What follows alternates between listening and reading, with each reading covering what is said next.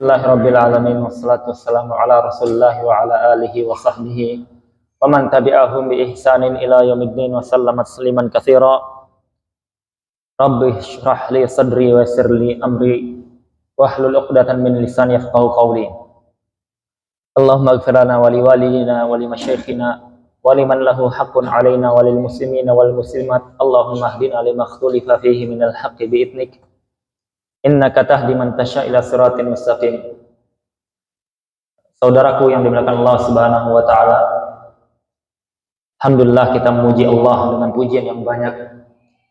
Berkat karunia Allah dan taufiknya kepada kita diberikan kesehatan, masih diberikan nikmat iman, nikmat Islam, nikmat salat berjamaah, dan nikmat yang lebih besar lagi yaitu kita diberikan Allah Subhanahu wa taala taufik untuk mau menuntut ilmu. Nabi sallallahu alaihi wasallam bersabda, "Man salaka bihi tariqan yaltamisu fihi ilman sahhalallahu lahu bihi tariqan ilal jannah." Siapa yang menempuh jalan untuk menuntut ilmu agama, maka Allah Subhanahu wa taala akan memudahkan baginya jalan menuju surga Allah Subhanahu wa taala. Nabi sallallahu alaihi wasallam menyampaikan, "Hal ta'lamuna bid'atallah?" Kalian tahu apa itu barang dagangan Allah? Ala inna bid'atallah hiyal jannah. Sungguhnya barang dagangan Allah itu surga. Ya, surga itu bukan perkara yang remeh, bukan perkara yang ringan, bukan hanya sekedar kita salat, bukan hanya sekedar kita puasa atau zakat, tetapi surga itu adalah barang dagangan yang mahal, harganya pun mahal, harus kita bayar dengan penghambaan hanya kepada Allah Subhanahu wa taala. Nabi SAW menggambarkan dalam sebuah hadis qudsi, Allah Subhanahu wa taala berfirman, "A'adattu li'ibadiyal salihin." Aku telah siapkan surga bagi hamba-hambaku yang soleh. Bagaimana sifat surga itu? Mala ainun ra'at, yang tidak pernah dilihat oleh mata, wala udhunun sami'at, belum pernah juga didengar oleh telinga, wala khatara ala qalbi bashar, belum pernah terbetik pada hati seorang pun. Sehingga surga itu sangat-sangat mahal dan istimewa. Sedangkan kita sekarang sedang berada di Raudhah min Riyadil Jannah, sedang berada di salah satu dari taman-taman surga Allah Subhanahu wa taala. Nabi SAW mengatakan, "Idza marartum bi raudhatin min Riyadil Jannah farta'u." Kalau kalian itu melewati tempat taman-taman surga Allah, maka singgahlah. Para sahabat mengatakan, "Apa itu ya Rasulullah? Taman surga itu apa?" Itu adalah hilaqudz dzikr, yaitu tempat-tempat di mana Allah Subhanahu wa taala disebut, diingat. Itu adalah taman-taman surga di dunia. Jamaah yang dimuliakan Allah Subhanahu wa taala, insyaallah kita lanjutkan sedikit masalah salat yang berkaitan dengan salat berjamaah. Kemarin belum selesai pembahasan salat berjamaah. Bagi seorang imam, maka kewajibannya meniatkan 3 kalau sholatnya sholat fardu. Yang pertama adalah qasdus sholat, meniatkan sholat. Yang kedua adalah sholat fardu. Yang ketiga adalah ta'yin, diperjelas fardunya apa, zuhur, asar, maghrib, isya. 3 hal ini wajib ada pada imam.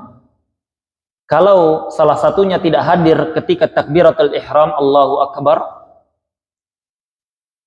ya, dia tidak hadir karena mungkin ingat utang, atau dia nyari dompetnya di mana, langsung dia takbiratul ihram, atau dia lagi ingat-ingat kunci motor disimpan di mana tadi, ya, dia ingat-ingat gas di rumah sudah dimatikan atau belum, pintunya sudah digembok atau belum.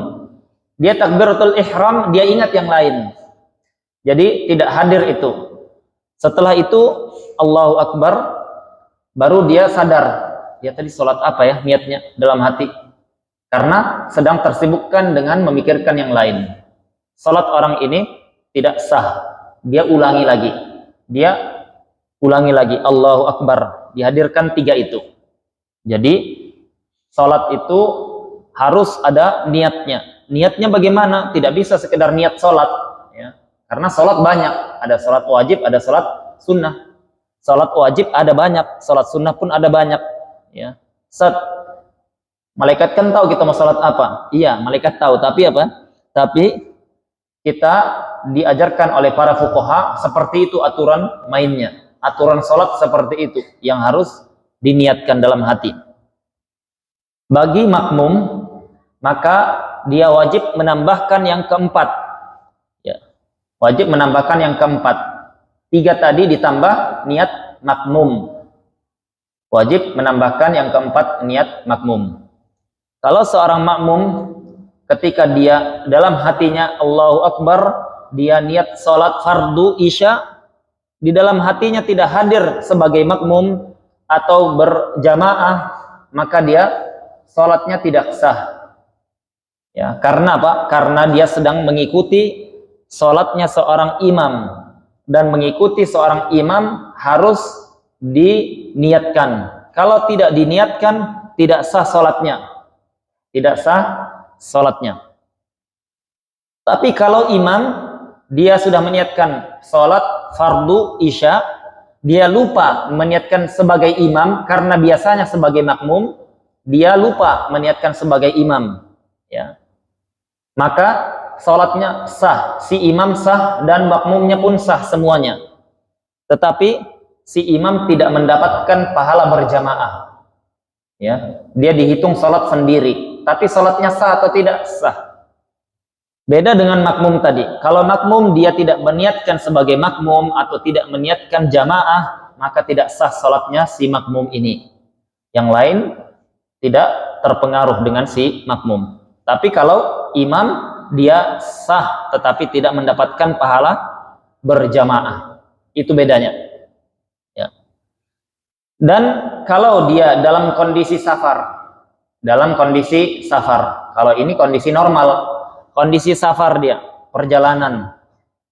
Ketika perjalanan dia ingin jamak itu bisa di awal, bisa di akhir. Yang pertama jamak takdim, yang kedua jamak takhir. Dia mau jamak, satu rombongan kita jamak aja, ayo. Si imam dan si makmum sama-sama wajib menambahkan yang kelima. Tadi 4 kan? Bagi makmum tambahkan sebagai makmum atau berjamaah. Kalau safar, dia mau mengambil keringanan dalam safar, yaitu menjamak sholat, kasih Pak ya. Maka dia wajib menambahkan yang kelima, yaitu niat menjamak sholat ya. Apakah harus dia hadirkan niat jamak takdim atau jamak takhir? Tidak wajib. Yang dia wajib meniatkan jamak ya, meniatkan jamak. Kalau tidak hadir, maka dia harus sholat di waktu masing-masing. Kalau dia sholat jamak tanpa niat, maka sholat yang kedua tidak sah. Antara zuhur dengan asar mau digabungkan di waktu zuhur, boleh kalau musafir, tetapi harus dia hadirkan niat itu. Ketika niat dihadirkan, boleh dia menjamak. Kalau tidak dihadirkan niatnya, maka sholat pertama sah, sholat kedua tidak sah, karena sholat kedua tidak masuk ke dalam niat ya. Karena Nabi SAW mengatakan innamal a'malu bin niat, amalan-amalan itu tergantung niatnya. Kalau diniatkan boleh dia lakukan, kalau tidak diniatkan tidak boleh. Itu diantara fungsi niat. Niat itu fungsinya ada 2. Yang pertama, untuk membedakan antara ibadah dengan perkara kebiasaan semata. Orang yang mandi, kita tidak bisa tahu itu mandi wajib, mandi ibadah, atau mandi kebiasaan. Kalau dia niatkan, jadi ibadah. Kalau tidak, tidak bernilai ibadah. Orang yang dia itu tidak makan seharian, kita tidak bisa tahu dia puasa, ibadah, atau dia memang sedang menahan lapar. Ya, dia ada diet program semisal, maka ketahuan dengan adanya niat. Jadi niat itu fungsi pertama membedakan antara niat antara ibadah dengan adah, kebiasaan. Fungsi yang kedua, untuk membedakan tingkatan ibadah. Karena ibadah semuanya itu ada yang wajib, ada yang sunnah. Ya, hampir kebanyakan ibadah itu ada yang wajib, ada yang sunnah. Salat, puasa, zakat, haji, ya, itu semuanya ada yang wajib, ada yang sunnah. Birrul walidain, yaitu bakti ke orang tua, ada yang wajib, ada yang sunnah. Ya, menikah ada yang wajib, ada yang sunnah. Poligami pun sama, ada yang wajib, ada yang sunnah. Ya, jadi setiap ibadah itu ada yang wajib, ada yang sunnah, tapi tidak semuanya. Ya, tidak semuanya. Contoh, tidak semuanya seperti bersunat, khitan. Ya, khitan hukumnya dalam mazhab Syafi'i wajib, tidak ada sunnahnya. Kalau dia sudah khitan, tidak disunnahkan yang kedua. Ya, bahaya kalau yang kedua. Ya, habis usianya untuk ngurus sunat khitannya itu saja, karena dia kebablasan. Jadi apa? Jadi kalau dia menjamak sholat, maka dia wajib niatkan jamak tersebut. Apakah ketika takbiratul ihram niat tersebut wajib, niat jamaknya harus di takbiratul ihram seperti sholat jamaah umumnya? Ya. Ketika kita niat sholat fardu asar, kita wajib ketika takbiratul ihram. Kalau kita niatnya setelah itu tidak sah. Tapi khusus niat jamak ini dia tidak disyaratkan ketika takbiratul ihram. Boleh dia niatkan selagi dia belum salam. Ya, selagi dia belum salam. Jadi dia niatkan di rakaat pertama boleh, di rakaat kedua boleh, di rakaat ketiga atau rakaat keempat. Ketika di rakaat akhir dia ingat, daripada nanti saya ditinggal rombongan, saya niat jamak di rakaat akhir. Ya, boleh tidak dia jamak? Boleh. Ya, boleh. Tapi kalau dia meniatkan, dia niat sholat fardu asar di rakaat kedua, tidak sah sholatnya. Ya, harus ketika takbiratul ihram. Nah, itu madhab Imam Asy-Syafi'i radhiyallahu anhu. Kalau dia mau mengqasar sholat, dia mau qasar.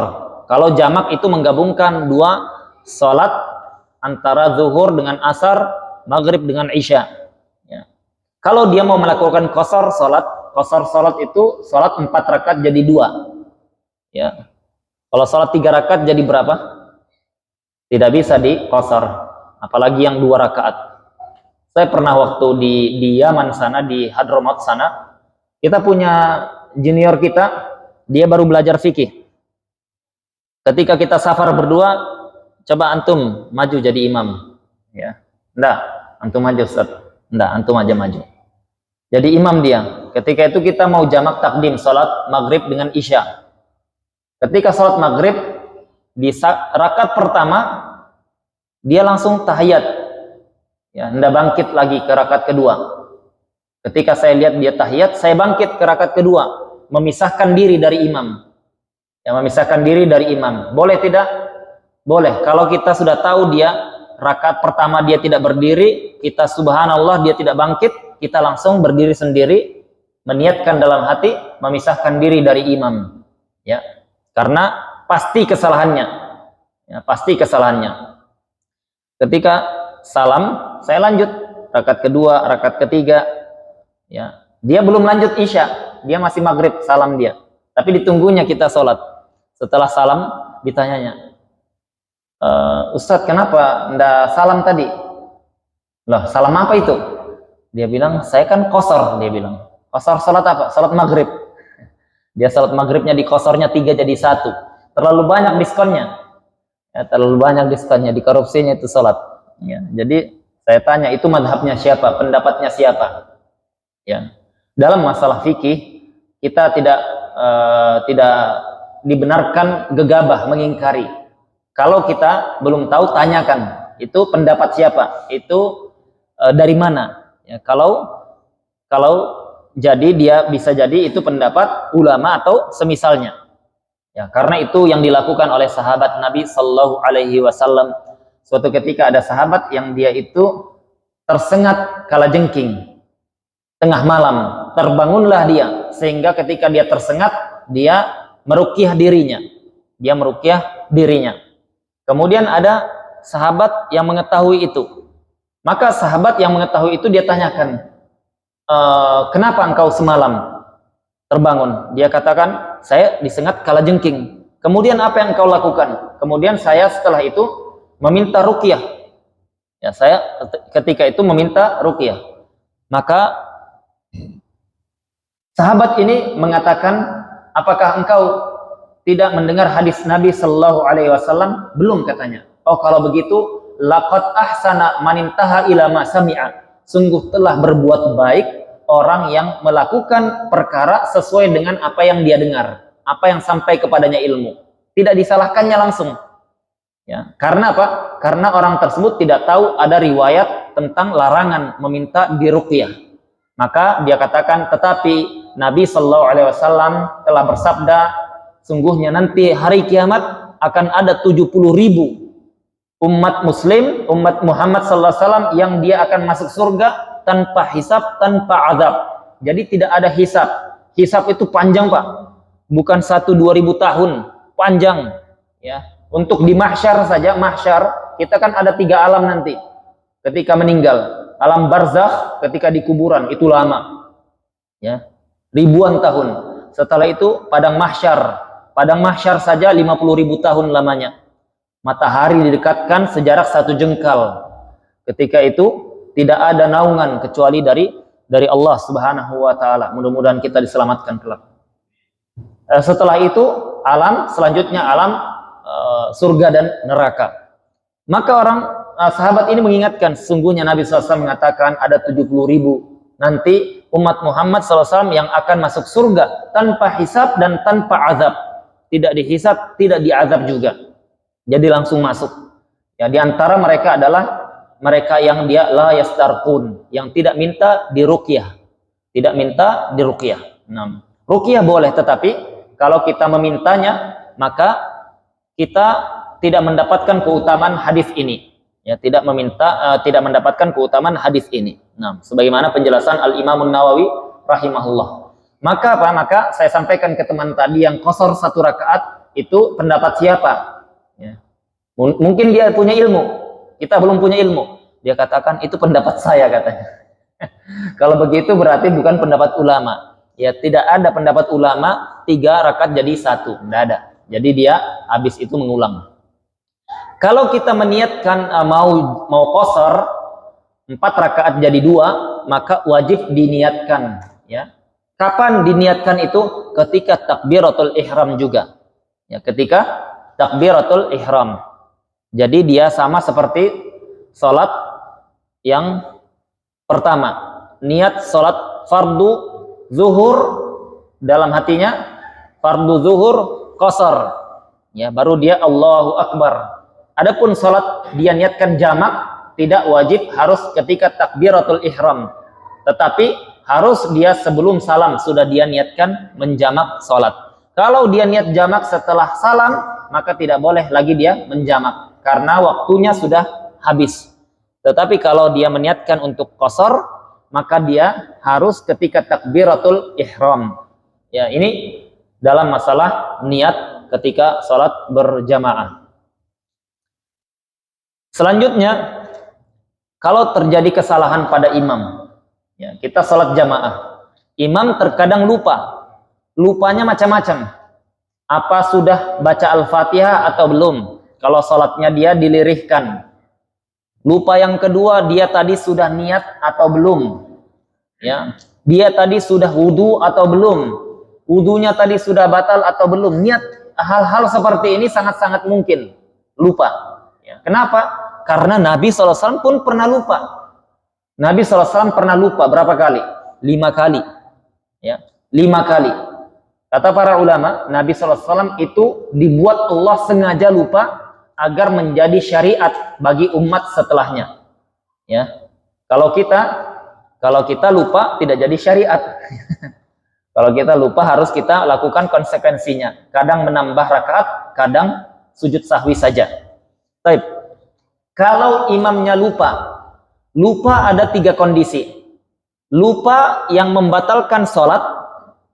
Yang kedua, lupa yang dia membatalkan rakaat. tidak membatalkan sholat. Jadi rakaat itu yang dia lupa itu batal, tidak membatalkan sholat. Maknanya dia nambah 1 rakaat. Ada lupa yang tidak berpengaruh kepada keabsahan sholat ataupun rakaat. Ya, tidak pengaruh keabsahan sholat, sholatnya sah, dan tidak pengaruh kepada rakaatnya juga sah. Ya, tetapi lupa tersebut mengurangi pahala dia.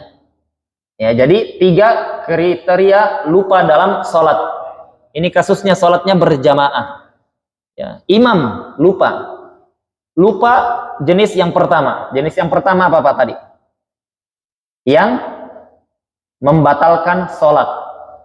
Ini ada 4. Yang pertama, lupa dia sudah bersuci atau belum. Allahu Akbar. Ya. Tadi saya sudah wudhu atau belum? Tadi kan saya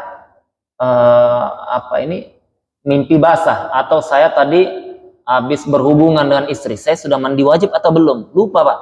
Banyak bapak-bapak seperti itu lupa. Ya. Lupa dia waktu sudah mandi atau belum. Yang seperti ini tidak sah sholatnya. Ya, tidak sah sholatnya. Apa yang dia lakukan? Dia wajib keluar. Ya, dia wajib keluar. Dia langsung pergi ke arah kanan. Ya, tetapi para ulama menyebutkan dia disunahkan menutup hidungnya, ya, agar dia dikira orang mimisan, agar dia keluar. Itu disebutkan oleh Imam Ibnu Hajar Al-Haytami. Ya, dalam kitabnya Tuhfatul Muhtaj. Ya. Lupa yang pertama yang membatalkan sholat, seperti dia lupa belum bersuci. Ya, dia ragu sudah bersuci atau belum. Ya, antara sudah dan tidak, maka batal sholatnya. Yang kedua, dia sudah takbiratul ihram atau belum. Tadi takbiratul ihram atau belum, ya? Takbiratul ihram itu ada 2, Pak. Yang wajib rukun, ada yang sunnah. Yang rukun itu ucapannya. Ketika dia Allahu Akbar tanpa angkat tangan, sah sholatnya. Tapi kalau dia angkat tangan tanpa Allahu Akbar, tidak sah sholatnya. Ya, karena yang rukun itu lafadznya, angkat tangannya itu sunnah. Ya.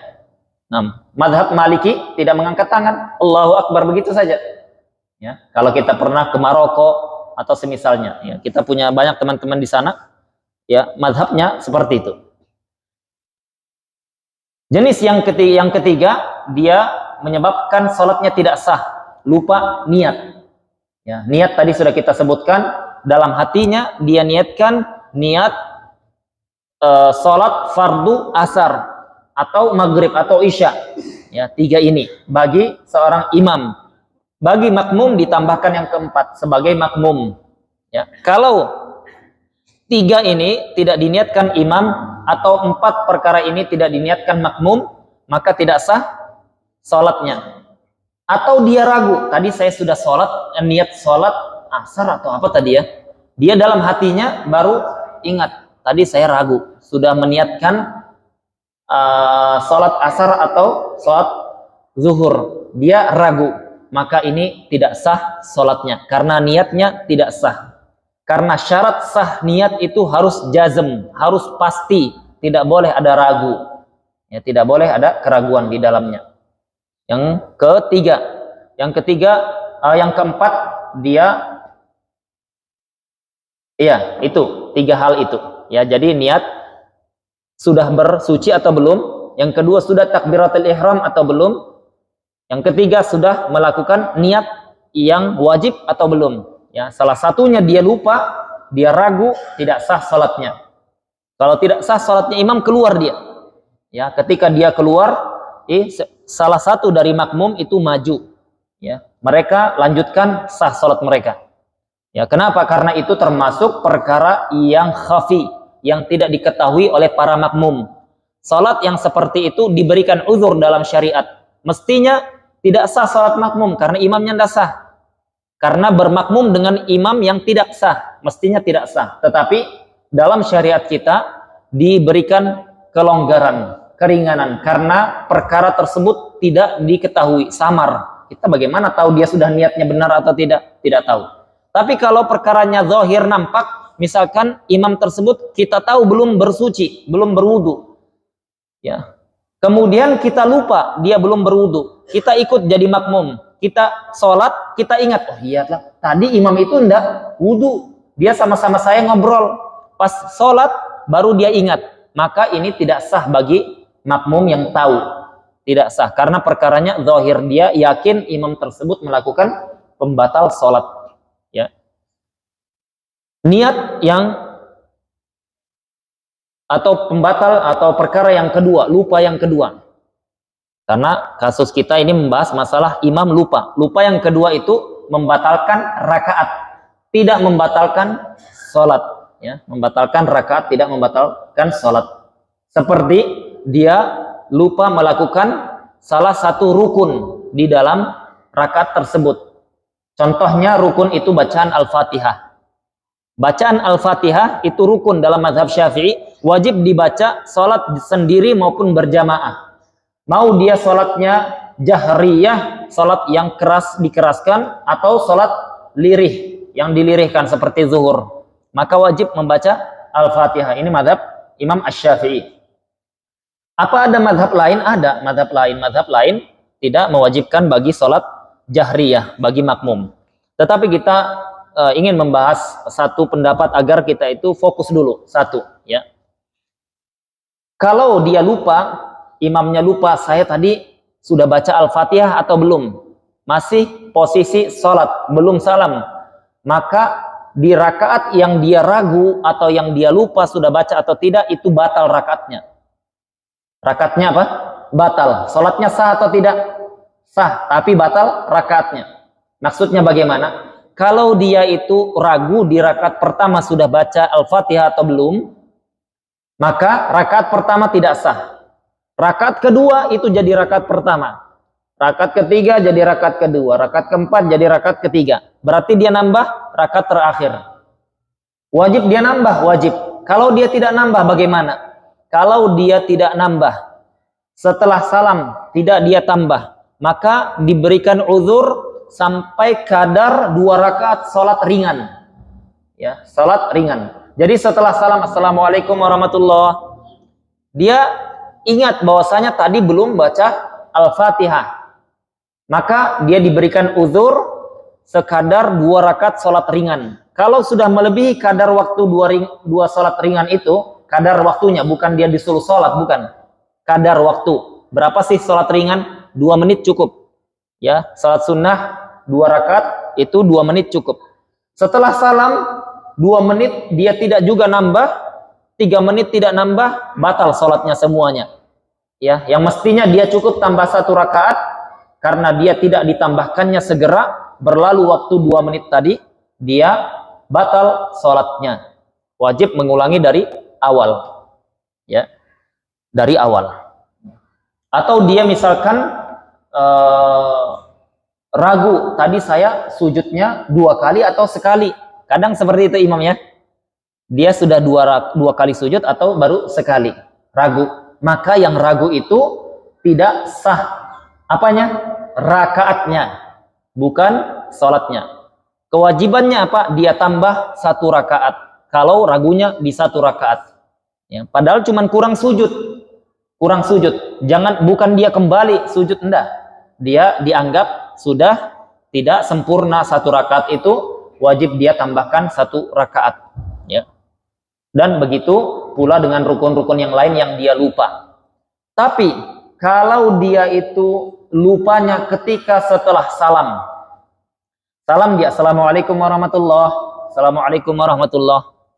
Dia ragu, tadi sudah baca Al-Fatihah atau belum di rakaat pertama. Ragu seperti ini tidak pengaruh sama sekali, sholatnya sah. Setelah salam, ya. Kalau setelah salam semua ragu-ragu itu tidak mempengaruhi keabsahan sholat kecuali pada 3 perkara saja. Ya, Anda ulangi. Ragu setelah salam beda dengan sebelum salam.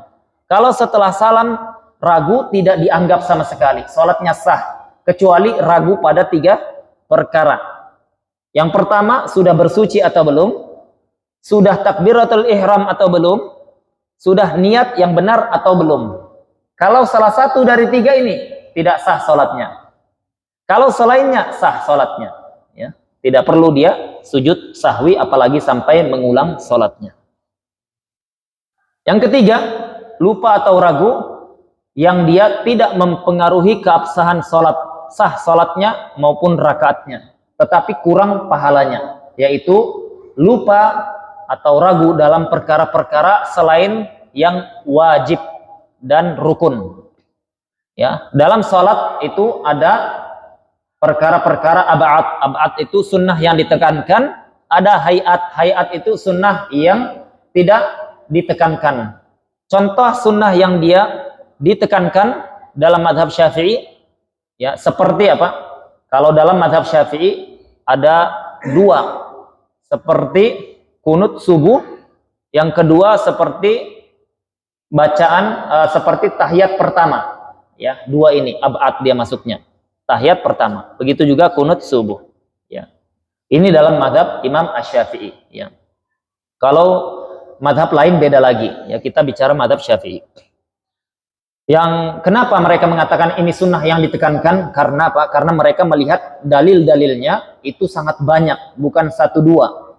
Kunut subuh saja kalau Imam An-Nawawi rahimahullah itu mengumpulkan riwayatnya ada 20. Ya, Imam Nawawi mengumpulkan riwayatnya ada 20. Tetapi itu perkara yang diperselisihkan para ulama. Perselisihan itu perselisihan yang sangat wajar dan tidak perlu diperpanjang lebarkan. Yang mau ikut madhab ini silahkan, yang mau ikut madhab lain silahkan, ya. Semuanya sah, yang penting sholat. Penting sholat.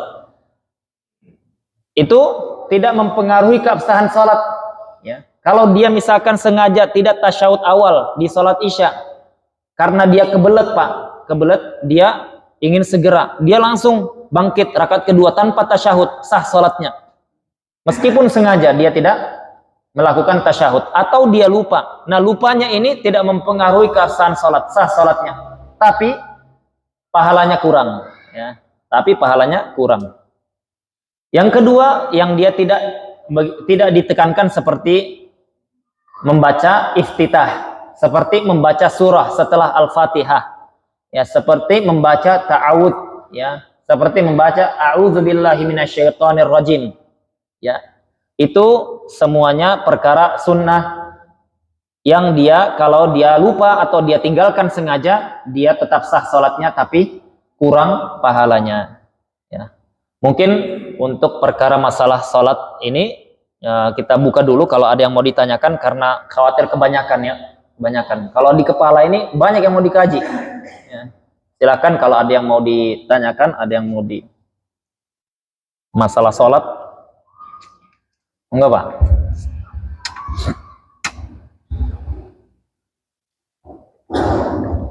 Assalamualaikum warahmatullahi wabarakatuh. Saya terlambat datang dari Ustaz. Ya, Pak. Saya tahu sudah dibukakan sebelumnya.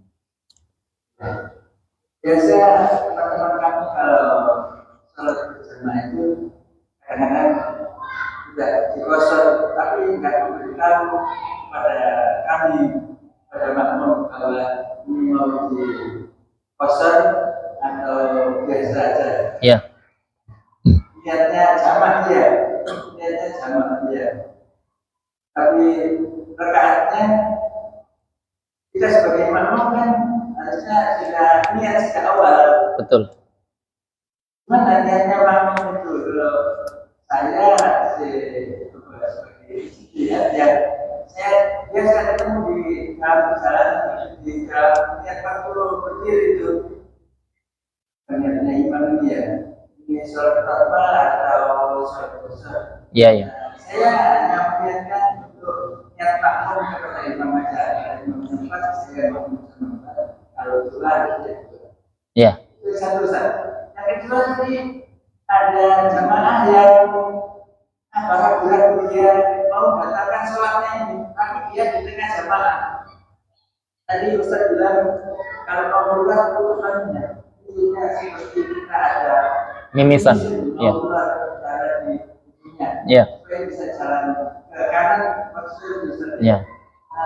Apa tidak bagus berhenti di dalam shop itu, karena Saya pernah mendengar ada hadis kalau kita melewati orang sholat itu dibenarkan lebih baik berhenti di situ selama 40 hari. Iya, iya. Baik. Itu aja yang bisa pertanyaan kami. Assalamualaikum. Waalaikumsalam warahmatullahi wabarakatuh. Akan sempurnakan. Iya. Jadi dalam kondisi ketika seseorang dia safar perjalanan itu ada dua jenis, perjalanan yang dia panjang dengan yang pendek. Yang pendek itu satu marhalah 40 km atau 41 km. Yang kedua perjalanan panjang, safar yang tawil, yang panjang, yang dia jaraknya 80 sampai 81 km. Yang pertama, yang pendek tidak boleh kita qasar. Tidak boleh kita qasar. Juga tidak boleh jamak. Yang dibolehkan apa? Yang dibolehkan salat sunnah di atas kendaraan, boleh. Tapi kalau qasar atau jamak tidak boleh. Kalau safarnya tawil panjang 81 km atau minimal 80 km, itu yang dibolehkan kita mengambil keringanan dalam syariat berupa jamak ataupun qasar. Kalau kita sudah kondisinya sudah terpenuhi kriteria ini, kita berjamaah dengan orang lain atau dengan teman kita, imamnya ini yang mestinya dia lakukan, dia menginformasikan kepada makmum, kita musafir, sholat kita akan kita jamak dan kita qasar atau tidak. Ya, kalau dia tidak menginformasikan, tapi kita pastikan dia sedang musafir. Musafir seperti safar kita, safar yang panjang 81 km tadi. Maka kita meniatkan ketika mau sholat berjamaah di belakang imam ini, dalam hati kita niatkan seperti yang tadi itu. Kita niatkan kalau dia qasar, kita qasar, kalau dia itmam, sempurna, kita sempurna. Ya, itu apa? Itu dibolehkan. Jadi kalau imamnya dia qasar, kita ikut. Tetapi kita niatkan ketika takbiratul ihram. Kita niatkan ketika takbiratul ihram. Kalau niatnya setelah takbiratul ihram di rakaat kedua misalkan, baru dia niatkan, tidak boleh dia melakukan qasar. Ya. Karena qasar itu hukumnya sekedar mubah. Bukan sunnah, bukan juga wajib. Itu dalam mazhab Imam Asy-Syafi'i. Tapi kalau kita tidak tahu imamnya ini musafir, safar yang panjang atau tidak, kita tidak tahu, kita ragu, maka tidak boleh kita meniatkan qasar kalau kita bermakmum di belakangnya. Tidak boleh. Karena apa? Karena qasar itu rukhsah, keringanan yang khusus dalam kondisi safar yang panjang saja. Kalau kita tidak yakin atau ragu imamnya ini safar yang panjang atau yang pendek atau bukan musafir, maka tidak dibenarkan kita meniatkan qasar karena tidak boleh. Ya. Tapi kalau kita yakin dia itu adalah musafir, tapi kita ragu dia qasar atau tidak, ya, dia sempurnakan 4 rakaat atau 2 rakaat, maka boleh kita niatnya diberi catatan. Kalau dia menyempurnakan, saya sempurnakan. Kalau dia qasar, saya qasar. Ini boleh. Tapi kalau imamnya kita tahu dia musafir, ya, dia musafir, tapi dia bilang kita tidak qasar, kita jamak tapi tidak qasar, tidak boleh kita niat qasar. Karena apa? Karena Nabi SAW mengatakan innama ju'ilal imamu liyutamma bihi. Ya, imam itu dijadikan imam untuk diikuti. Kalau dia takbiratul ihram, kita ikut. Kalau dia ruku, kita ikut. Begitu juga kalau dia qasar, kita ikut. Kalau dia tidak qasar, kita tidak ikut juga. Ya. Kondisi yang pertanyaan kedua, kalau seseorang dia sudah sholat, kemudian di tengah perjalanan sholatnya ada hal yang membatalkan sholat, maka wajib keluar. Ya, wajib keluar karena tidak boleh kita itu melakukan ibadah, melanjutkan dalam kondisi kita tidak di atas wudu, tidak sedang suci. Ya, tidak boleh keluar. Adapun kita melewati sebagian jamaah, ya, ketika kita keluar ini diberikan keringanan, diberikan toleransi. Memang hukum asalnya tidak boleh seseorang itu melewati sutrohnya seseorang yang sholat. Sutroh itu batas antara dia dengan batasan itu, kita tidak boleh lewat di tengah-tengahnya karena dilarang Nabi Shallallahu Alaihi Wasallam. ya, diperintahkan untuk dihalangi, ya. Tapi kalau lewat di depannya, di depan sutranya penghalangnya ini kita lewat depannya boleh.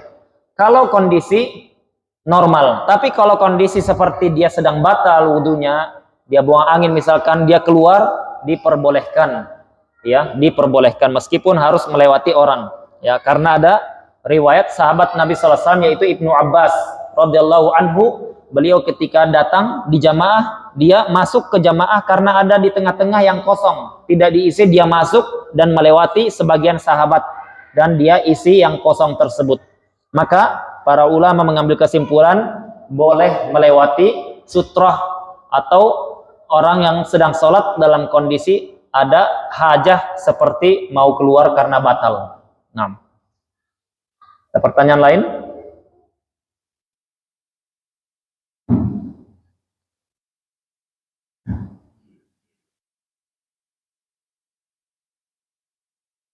Contoh.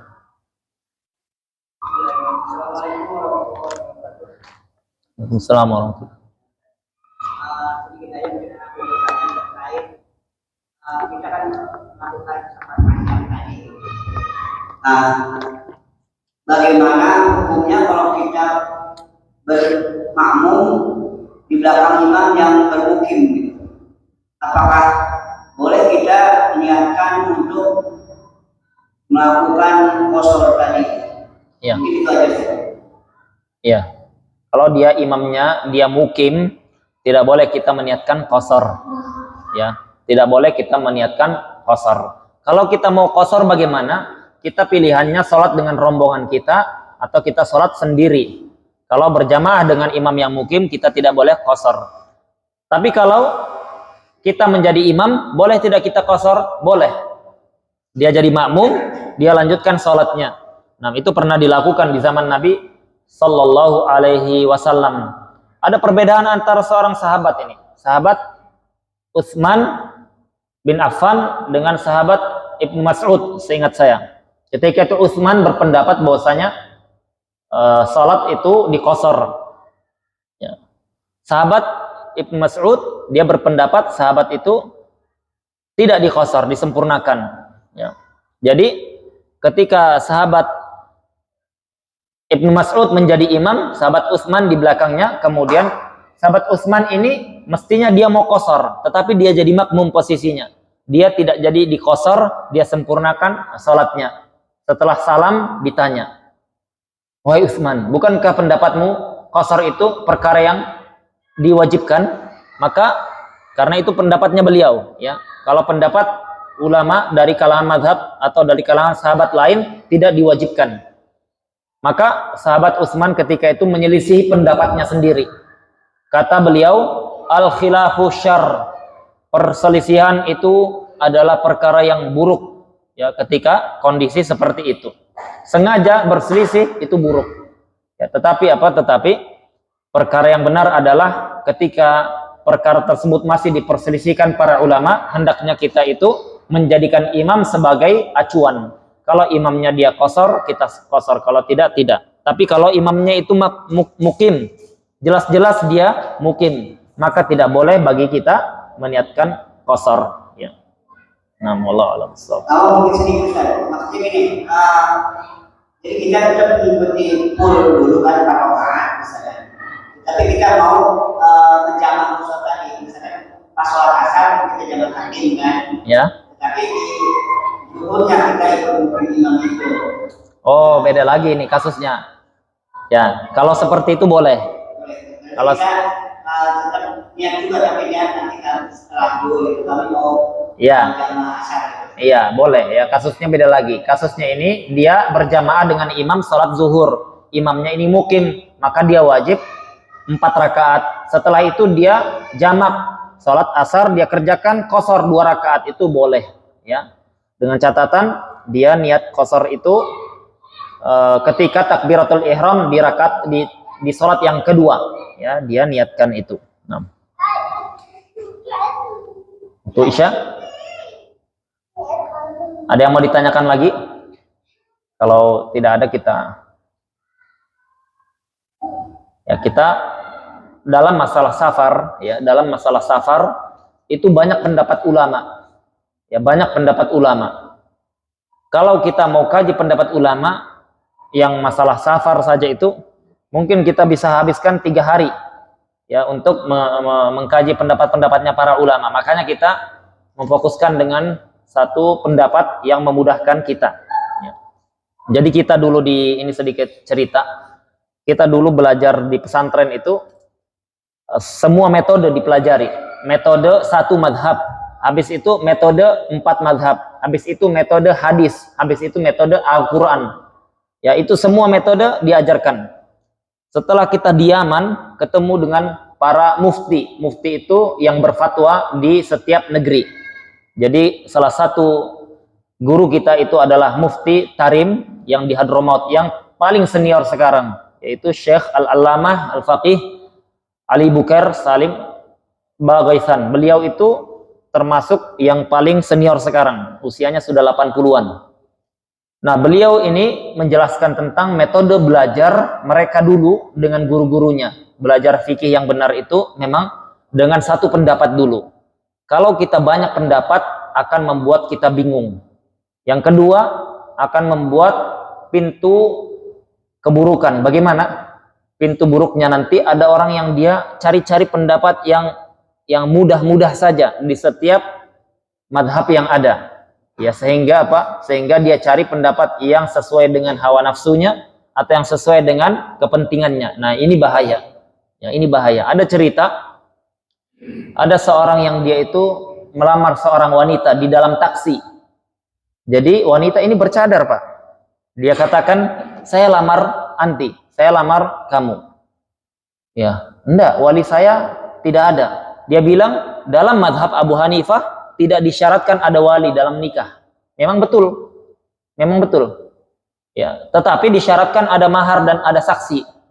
Dia katakan, kita tidak ada saksi. Oh, di madhab Maliki tidak wajib ada saksi. Jadi dia bilang apa? Pertama, madhab Abu Hanifah tidak wajib ada wali. Yang kedua, saksinya di madhab Maliki tidak wajib ada saksi. Maharnya di madhab Syafi'i tidak wajib, harus mahar di awal. Jadi tidak ada wali, tidak ada saksi, tidak ada mahar.